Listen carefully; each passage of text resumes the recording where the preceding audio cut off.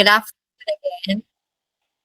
This is the second time I recorded the summary discussion for the models of communication. For some reason, I wasn't able to hit on the recording button. For the first time, I discussed the summary discussion of the models of communication. So I will just redo it again. I will just re-explain it again. Okay, so the summary of models of communication. Siguro this time, bibilisan ko na lang. Okay. Let me share to you the summary that I made for this one. So this is the last topic for the midterm. So the first model that we have is the Aristotle's model. So for Aristotle's model, okay, nawawalan pa ng kuryente, wait lang. Okay, so the first model is Aristotle's model of communication. It is described as the earliest communication model. So it emphasizes the role of the speaker. So in this model of communication, the speaker is the most important element because the effectiveness of the communication solely rely on the speaker. The listener here is passive. They just receive the message. They are not required to give feedback or to ask questions or to say something in return to the speaker to confirm or to clarify. So this is a one-way communication process. And then an example of this is the same with the example I gave in class, which is a politician giving a speech or doing a campaign to a crowd. So the effectiveness of communication here depends on speaker's credibility, message content, and the delivery style. So doon siya defend whether the communication will be effective or not. So let's compare it with other models of communication. Okay, for other models of communication, interactive models. So there are interactive model. This is actually a category. So later on, I will be discussing the different categories where each model belongs. So Aristotle's model does not consider feedback, like I've mentioned. Also, if we're going to compare it with Shannon's Weaver model, Aristotle focuses on persuasion rather than technical transmission. And then, unlike Osgood Scrum,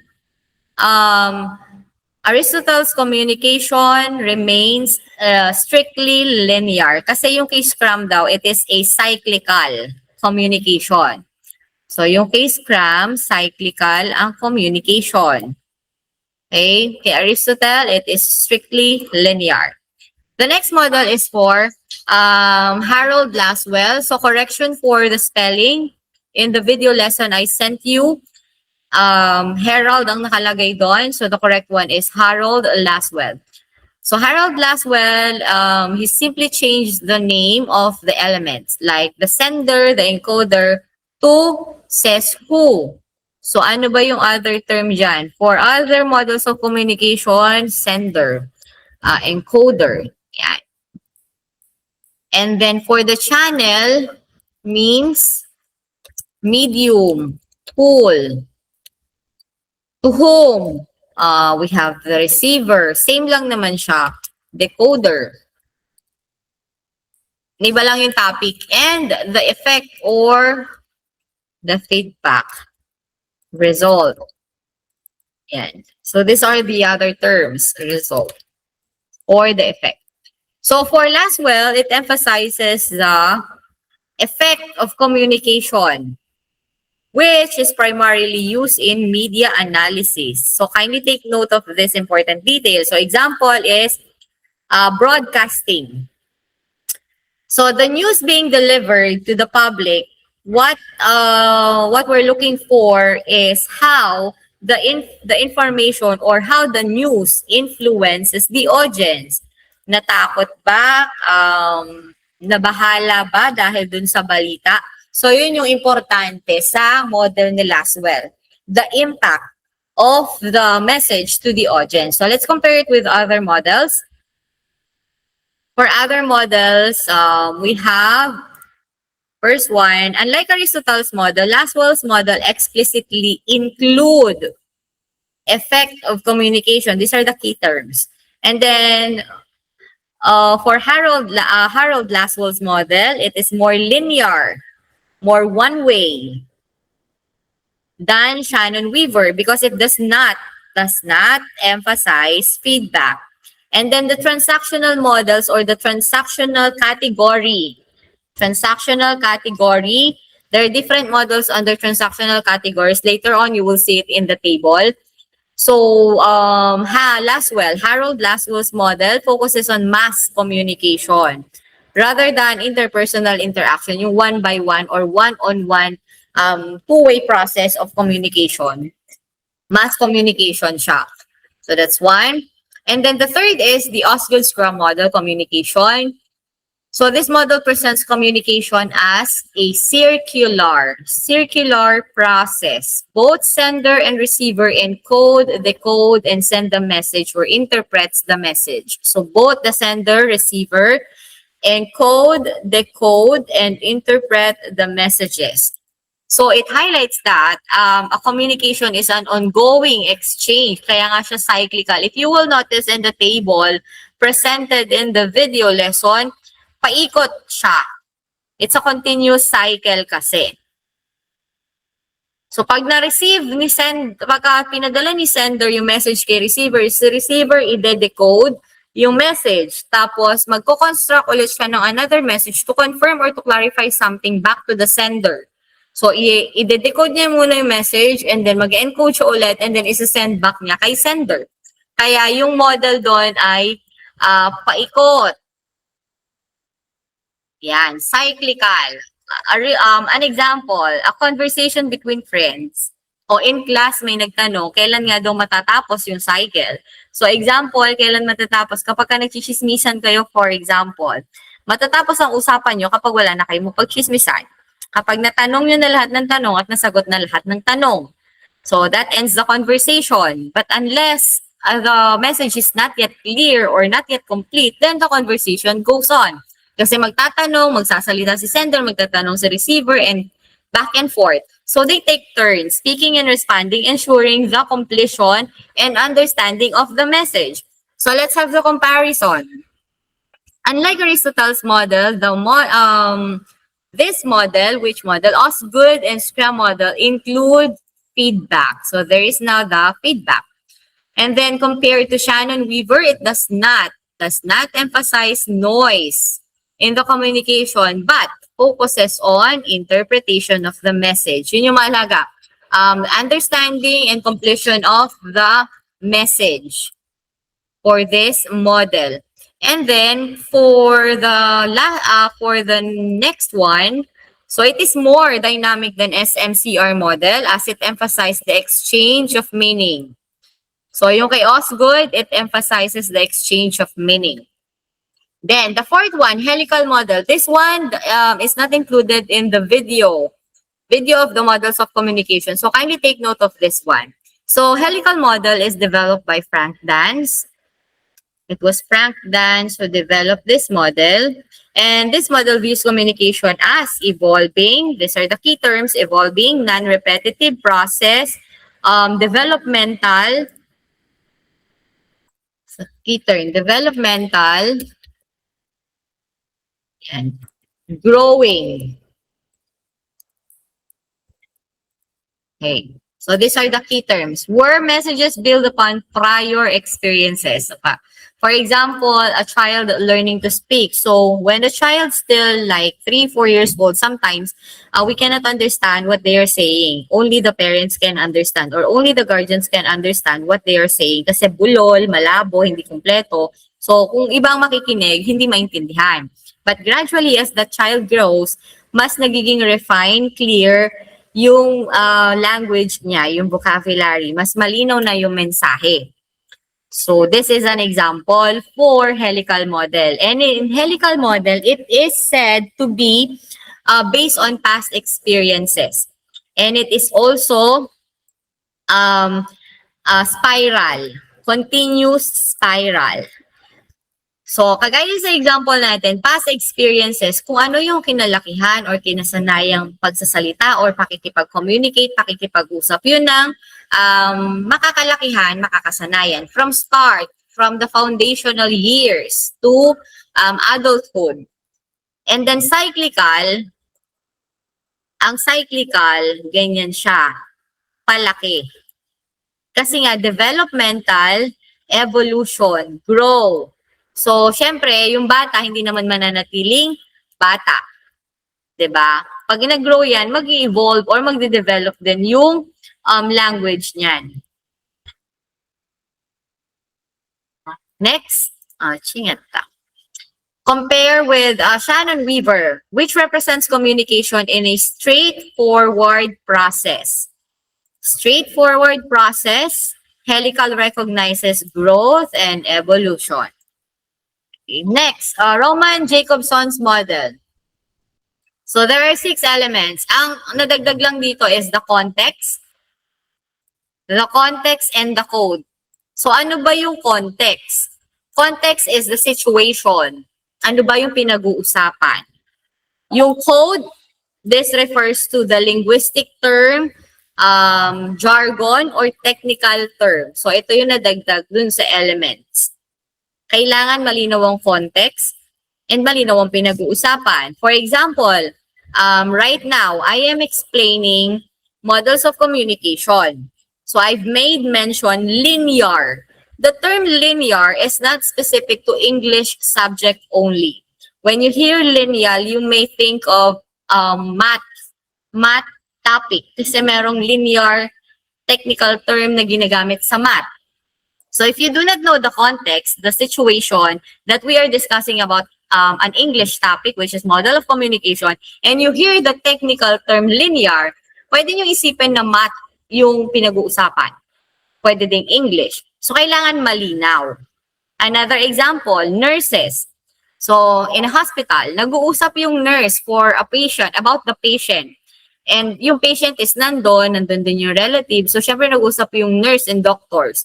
Technical terms yung pinag-uusapan nila. Hindi naman nagigets agad nung patient nor nung mga kasama ni patient yung pinag-uusapan nila. Kailangang ipaliwanag in layman's term kung ano yung mga technical terms na ginamit, and that is the code. Ito yung nadagdag for Roman Jacobson's model of communication.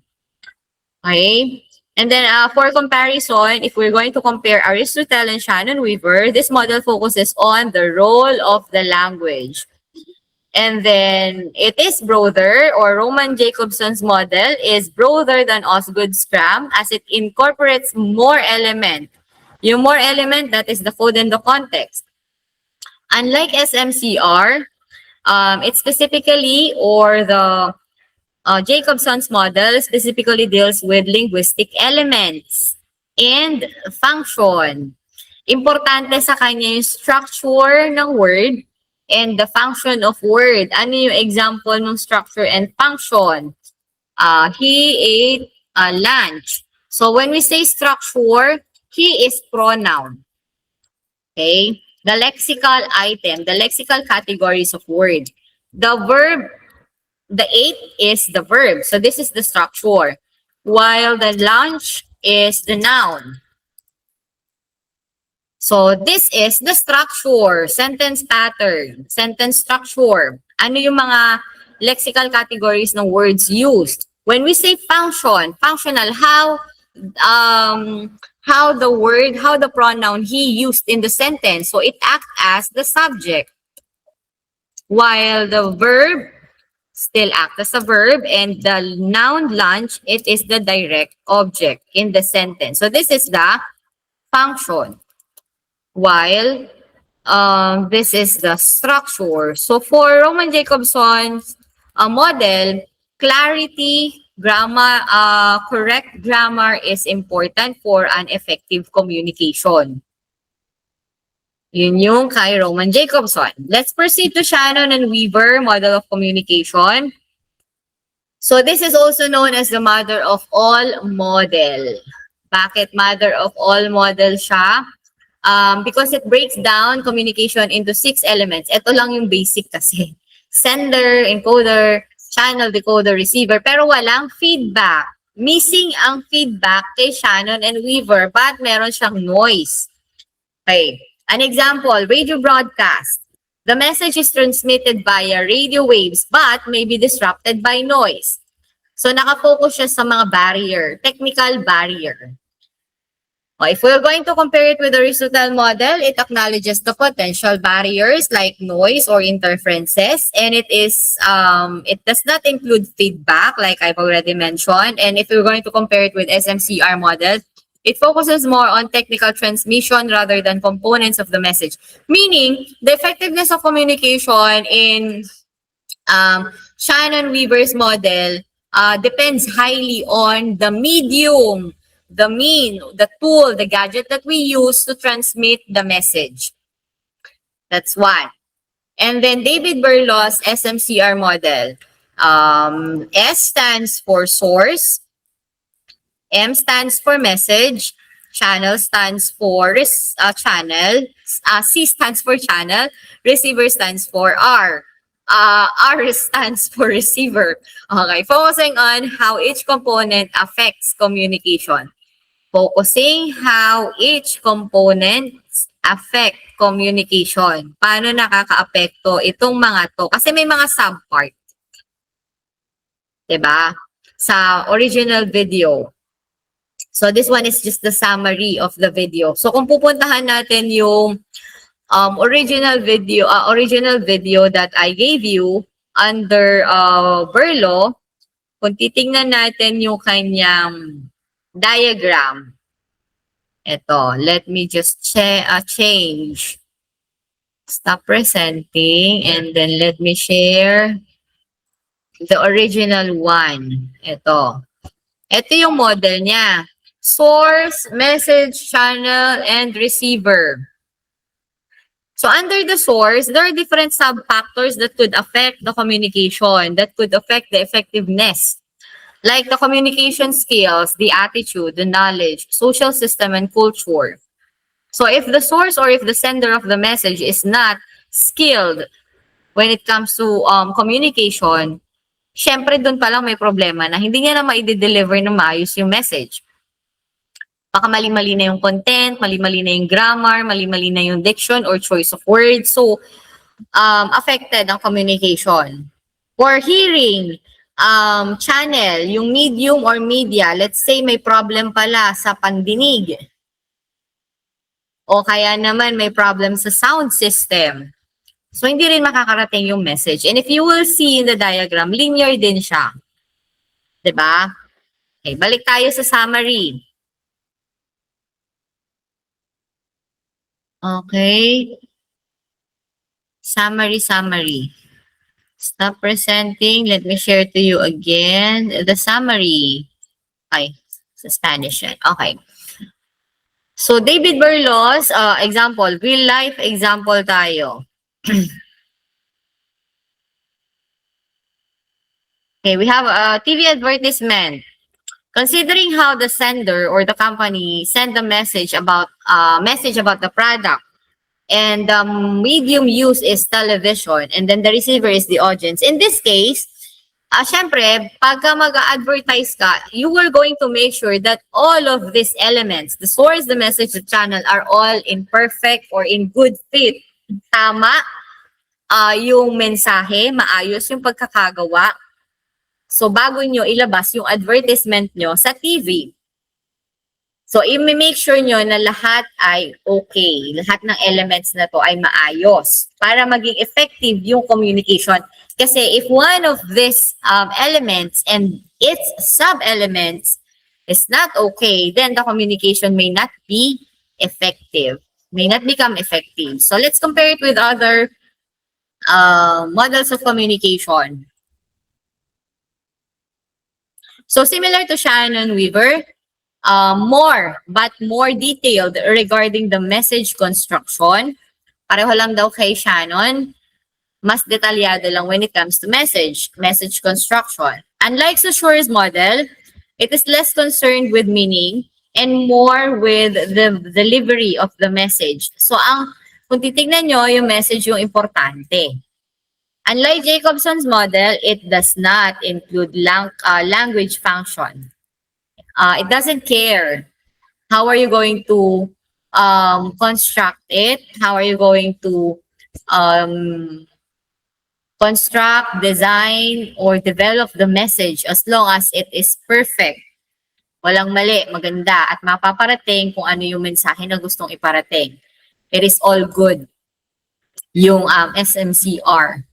And then the eighth one, Eugene White's model of communication. So White proposed an 8-stage of communication cycle. So when we say cycle, step 1, step 2, step 3, and go back again. So dito, hinati-hati lang niya. This one is the process of encoding. Diba? When you encode, you think, you symbolize, and you think of ways on how you can properly express the message in order for it to receive correctly. So, mas dinetalye lang niya yung proseso ng communication. Example, when a manager gives instructions to an employee, the employer observes the employee's reactions and adjusts their approach accordingly. Same with the class. Ino-observe yung student, nag-gets ba nila or hindi? Then we have to do something about it. Cycle. And let's go with the comparison. More dynamic than Shannon's Weaver's model. Kasi continuous feedback. Bakit siya continuous feedback? Tingnan nyo yung cycle niya. Yung encoding, thinking, symbolizing, and expressing. And then you're going to transmit the message through a medium. And then i-receive yan. Pag na-receive, i-decode. And then, monitoring. Yung monitoring is both for sender and receiver. You have to monitor if, as a sender, you have to monitor whether the message is received correctly. As a receiver, you have to monitor whether you have decoded it correctly. And then you have to give feedback to ensure that the message is clearly received or correctly received and the communication is effective. Yon. And then let's compare it with Osgood and Osgood Scrum model. So it is more detailed than Osgood Scrum model because it breaks down communication finer stages. Mas chinunk out niya yung stages. Unlike Berlow's model, it incorporates cognitive process behind communication. Ano yung cognitive process? Ito. The simple term of encoding is chunked down into thinking, symbolizing, and expressing. Then for J. Julia Wood's transactional model, ayun yung transactional model na tinatawag, yung kay J. Wood. So this model views communication as simultaneous process, tatandaan ang keywords, wherein both parties send and receive message at the same time. At the same time. Kasi sabay gumagana, for example, here the job interview scenario or context. Yung interviewer and interviewee, they are both observing one another. Si interviewer, ino-observe si interviewee. Kinakabahan ba? Pinagpapawisan ba? Nararattle ba? Alam ba niya yung sinasagot niya or hindi? So, non-verbal and verbal communication happening all at the same time. Comparison to Aristotle and Shannon's Weaver, it emphasizes the real-time interaction. Kaya nga simultaneous yung keyword. And it is more complex because it accounts for non-verbal communication, non-verbal. Hindi lang siya verbal, but also non-verbal din. Mga facial expression, body gesture, yun. Unlike White's model, it sees communication as happening simultaneously rather than, kasi yung kay model, kay White, yung SMCR, may stage, not SMCR, yung kay White na model, yung may 8 stages, di ba? May stage 1, stage 2, stage 3. Dito, wala. Kasi simultaneous. And then the next one is the public communication. For the public communication, okay, let me check. Wait lang, hold on. Summary discussion of gender. Okay. Isa lang. Kasi nawala ng kuryente kanina, so I don't know if na-record din ba ng buo yung sa Spanish ko. Oh my God, 1 minute lang yung na-record. So meaning, kailangan ko siyang ulitin. I so hate this. This one.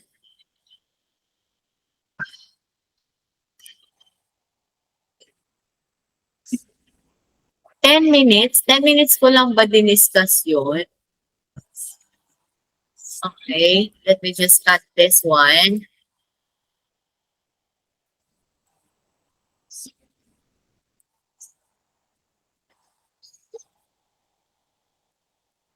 Hindi siya na-record. So that means I have to repeat also the Spanish discussion. Okay. Di wow. Sige. I so hate this. Okay, so let's continue for model, public communication model focuses more on mass communication. A speaker to large audience. Example, ayan, CEO delivering a keynote speech at a conference. So what makes it different from others? Kasi meron din tayong mga mass communication na model from above. So you may just would like to check and compare it to public communication. So like Shannon and Weaver, it considers audience engagement. Yung public communication, may audience engagement. Transactional model, yung kay Julia Woods, it emphasizes one-to-many communication. Compared it to Osgood Scrum, it involves planned message delivery. And then the last one is the Ferdinand de Saussure's model. So Ferdinand de Saussure is the father of linguistics. Simple lang to. Sige, you may just read the definition. So I will just explain it in a short way. So yan, kopyahin or basahin nyo na lang yung definition dyan. So ito yung comparison. Yan. Ano ba yung kay Ferdinand de Saussure? So balik ako doon sa PowerPoint sa original para doon sa model. Mas madali yung ma-visualize. Nasaan ang kay Ferdinand de Saussure? This one. Okay. So as you can see here, ito yung, si letter A yung sender.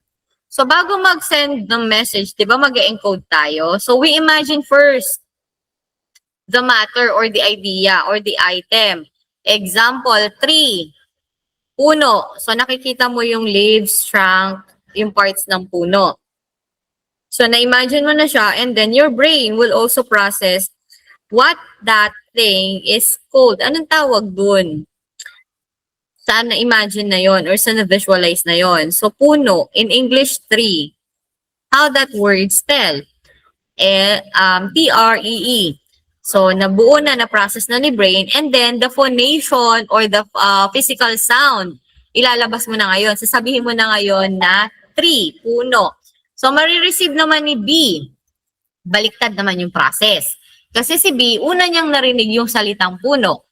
So, pag narinig niya yung puno, ipaprocess naman ni brain, ano yung puno? Ano yung spelling nun? Anong itsura nun? So, gagana si brain. So, kung magmamatch, tama, the communication will be effective. Diba? Pero, kung hindi, may mga barriers. Kagaya na nasa example. Ano-ano yung example? Balik tayo sa summary. This one. O, example muna. Ako, teacher sa Spanish. Sinabi ko sa mga student ko na la semilla o kaya la planta. Sinabi ko sa kanila, la planta. Ako, ang nasa isip ko, plants. Plants. So, nabivisualize ko siya. Alam ko na plants yung sasabihin ko, pero in Spanish. So, ang sinabi ko, la planta. Yung mga estudyante in Spanish, di naman nila alam pa or wala pa sa word bank nila yung salitang La planta na ang ibig sabihin ay plants in Spanish language. So that could be a hindrance to an effective communication. Kasi hindi nila hindi mapaprocess ng brain nila ano ibig sabihin nung la planta. That's why Ferdinand de Saussure, take note of this also, is the only one who considered the human brain as a dictionary or a dictionary in human brain. It's important daw yung importante yung word bank natin for us to be able to communicate effectively in a wide range or wider network. Diba? Para maging good communicator ka, kailangan din malawak yung word bank mo. So, yun yung point ng kay Ferdinand de Saussure. Psychological and mental process siya. Linguistic din. So, if we're going to compare it with the Berlos SMCR model, Ferdinand de Saussure model is deeply concerned with internal cognitive meaning-making process rather than just simply delivering the message. Unlike Aristotle's model, it analyzes the psychological mechanics of language rather than just rhetorical effect on audience. Kasi si Aristotle, the goal is to persuade, di ba? Walang feedback. Ang pinaka-importante kay Aristotle is the speaker. Compared to Jacobson's model, it provides the foundational linguistic theory that distinguishes mental concept from physical stimuli. Yung kay Jacobson, may focuses on the linguistic feature like the function and the structure. So, for Ferdinand de Saussure, foundational linguistic theory that distinguishes the yung mental process, mental concept, and then the physical sound or physical stimuli. Okay, so this is the last model. Now, I suggest that you would do the table para mas madali nyo siyang maintindihan. Ano yung table? Wait. Ano yung table na yon? Let me share to you.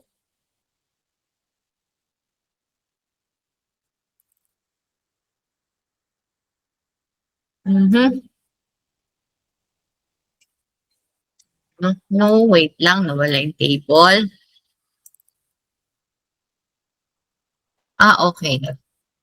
This one.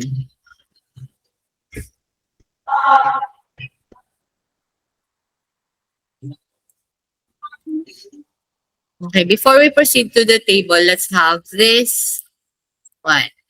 Ayan. Yung summary ng mismong video material na binigay ko sa inyo.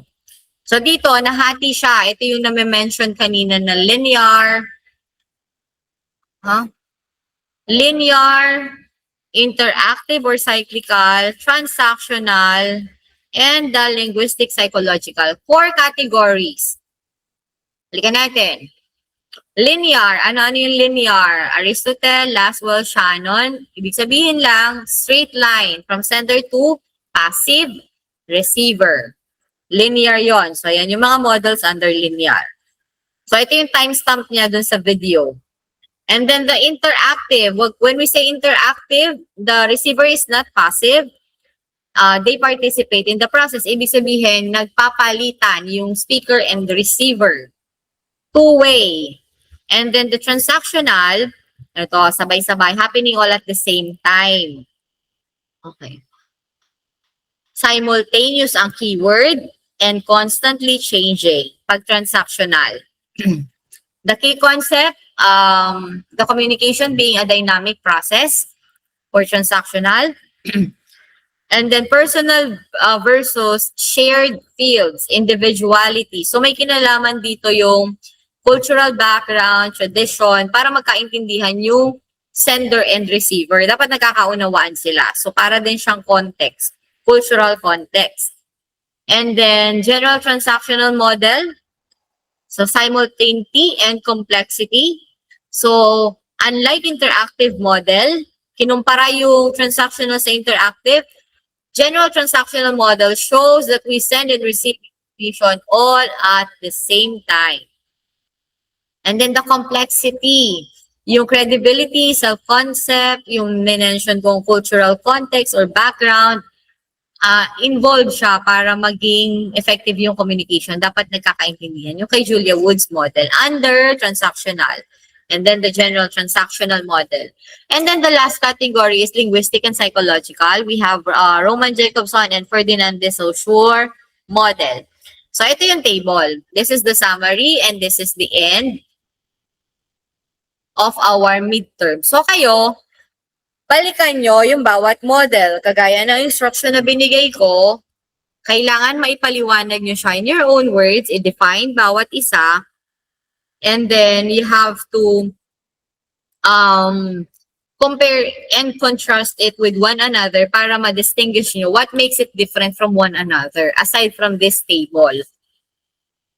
Okay, so that ends the summary discussion for the last topic of midterm, models of communication. If you have questions or clarifications in advance, you may take note of that in your notebook or you may comment it in our Facebook group page kung saan ko man ipopost tong summary discussion of the models of communication. This will also serve as your reviewer for the midterm. Okay, so that's all.